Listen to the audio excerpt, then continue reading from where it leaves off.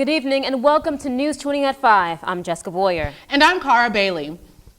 At the top of the hour, Donald J. Trump is the elected president of the United States of America.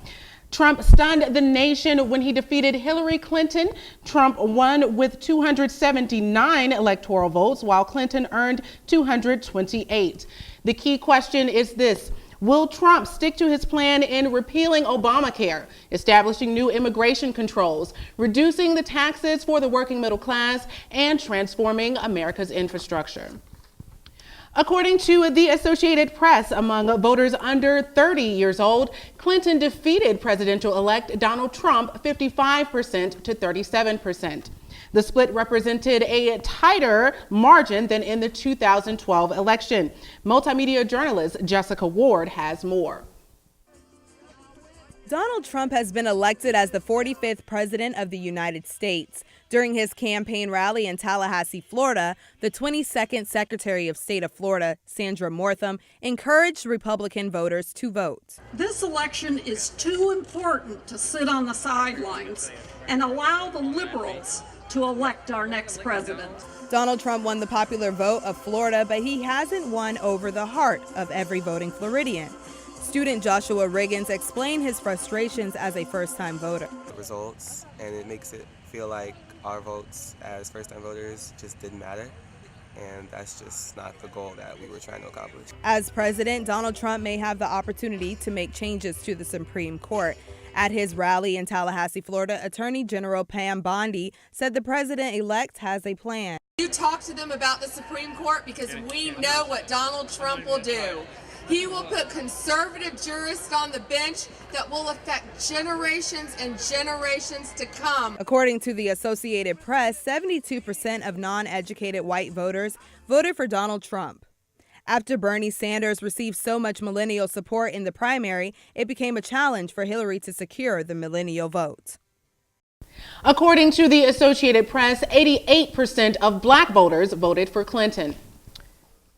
Rocky Hanna took the win as the new Leon County Superintendent of Schools against incumbent Jackie Pons, Forrest Van Camp, and Patricia Ann Sunday. Hanna, the former principal of Leon High School, plans to eliminate wasteful spending of taxpayer dollars and focus on the child, not just the testing system. Throughout his tenure, Hanna advocated for community at large. He has held for fighting against cancer in support of his former students and teachers. Currently, he serves on the board of directors for the Big Bend Homeless Coalition and Capital City Youth Services. Now we have Giovanni Hampton live in the Multimedia Newsroom for more updates on the supervisor election race in Leon County. Giovanni?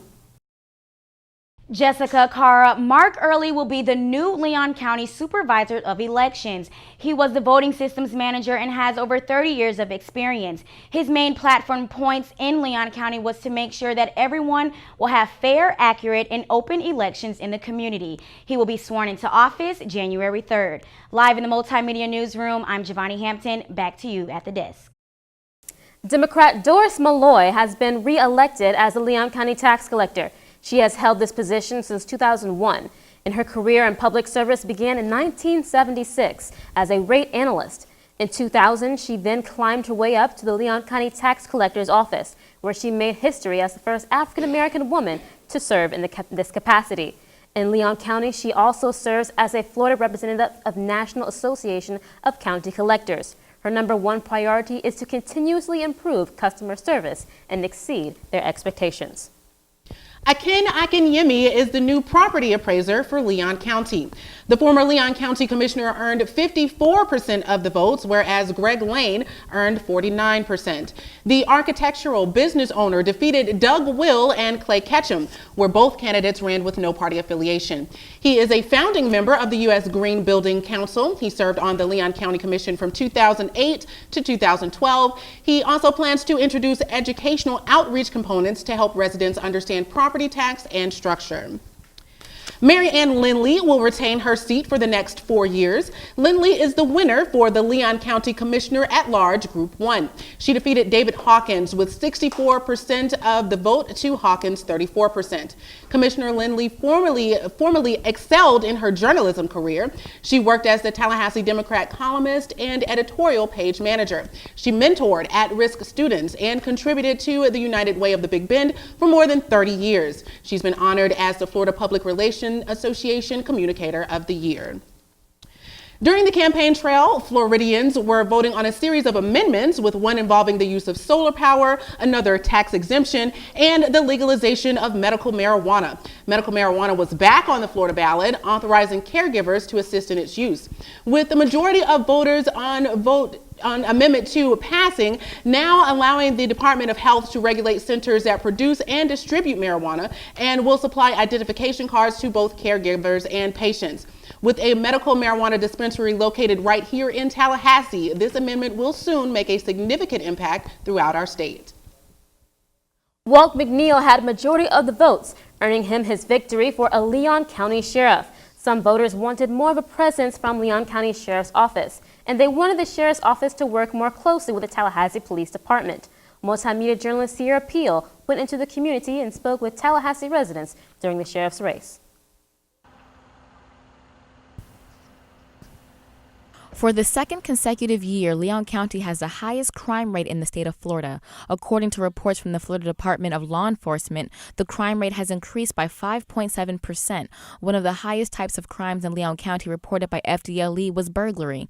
Other crimes such as murder, forcible sex crimes, and robbery all increased according to FDLE reports in 2015. Tallahassee is experiencing one of the highest crime rates in Florida per capita. And on top of that, we need diversification of the sheriff's office. Some Tallahassee residents are aware of the high crime rates that has increased in a year's span. Some members from the community feel the candidates running in the sheriff's election should work more closely with the Tallahassee Police Department and the sheriff's office, and also improve community outreach. Lower crime rates and a more transparent law enforcement are just a few of the initiatives the candidates have made as platform points in this election. During the election, local libraries and other locations were open to residents for voting, where I spoke to Cassandra Pease-Moten. Being more active in the community would help out more so than anything.